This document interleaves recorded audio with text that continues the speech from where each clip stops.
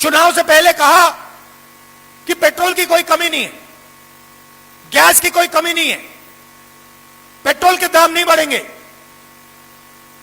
और आज जब पेट्रोल के दाम बढ़ रहे हैं तो अंबानी पेट्रोल हिंदुस्तान के बाहर भेज रहा है। अंबानी रूस से पेट्रोल खरीदता है और बाहर बेचता है।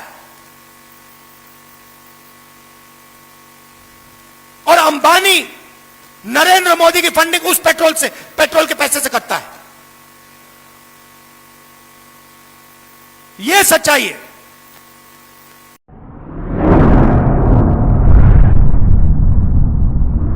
अतराफ टीवी, हर बात सच के साथ।